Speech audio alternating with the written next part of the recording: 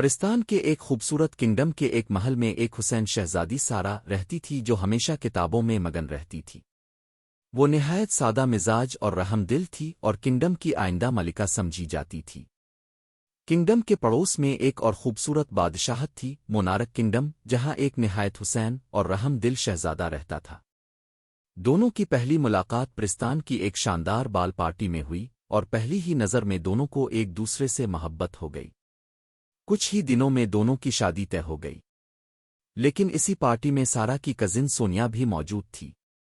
سونیا سارا سے سخت نفرت کرتی تھی اور وہ شہزادے کو ہر صورت پانا چاہتی تھی۔ حسد سے جلتے ہوئے اس کے دماغ میں ایک خطرناک خیال آیا۔ وہ ایک پراسرار جنگل کی طرف گئی اور تلاش کے بعد ایک جادوگرنی کا کٹیا تلاش کر لیا۔ سونیا نے جادوگرنی کو اپنی تمام پریشانی سنائی۔ جادوگرنی مدد کرنے پر تیار ہو گئی، لیکن بدلے میں سونیا سے بھی ایک قربانی مانگی۔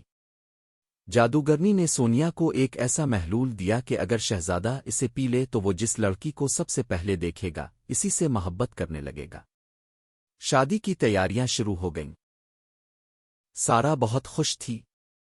شادی سے ایک دن پہلے سونیا نے اعلان کیا کہ وہ سارا کے لیے ایک خاص تحفہ لینے جا رہی ہے۔ وہ خفیہ طور پر اپنے خادماؤں کے ساتھ مونارک کنگڈم پہنچی۔ شہزادہ اس سے بے خبر خوشی سے اس کا استقبال کرتا ہے۔ سونیا نے موقع پا کر شہزادے کے ناشتے میں وہ جادوئی محلول ڈال دیا۔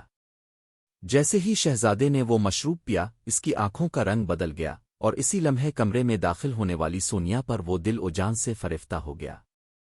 سونیا نے اپنے عشق کا اظہار کیا اور شادی توڑنے کو کہا، جس پر شہزادہ جادو کے زیر اثر فوراً راضی ہو گیا۔ دوسری طرف سارا پوری رات شہزادے کی دی ہوئی کتاب پڑھتے ہوئے صبح کا انتظار کر رہی تھی۔ شادی کے دن ایک خادمہ سارا کو شہزادے کا لکھا خط لائی۔ سارا خوشی سے خط کھولتی ہے، لیکن پڑھتے ہی اس کا دل ٹوٹ گیا۔ وہ فوراً اکیلی ہی مونارک کنگڈم الفاڑ گئی۔ شہزادہ اسے دیکھ کر حیران ہوا۔ سارا نے بہت سمجھانے کی کوشش کی، مگر شہزادے نے کہا کہ وہ صرف اور صرف سونیا سے محبت کرتا ہے۔ سونیا ان دونوں کی باتیں چھپ کر سن رہی تھی۔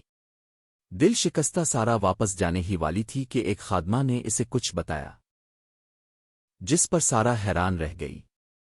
وہ دوبارہ اپنی جادوئی کتاب کھولتی ہے اور اس جادوگرنی کا پتہ ڈھونڈ لیتی ہے۔ سارا جادوگرنی کے پاس جاتی ہے، جو اسے بھی وہی جادوئی محلول دیتی ہے، لیکن شرط رکھتی ہے کہ اگر وہ شہزادے کو شادی سے پہلے آزاد نہ کر سکی تو اس کے پر ہمیشہ کے لیے ختم ہو جائیں گے۔ سارا اس شرط کو قبول کر لیتی ہے۔ شادی کہاں ہو رہی ہے اسے یہ معلوم نہیں ہوتا، لیکن وہ جادوئی محلول کو پھولوں کے حوالے کر دیتی ہے۔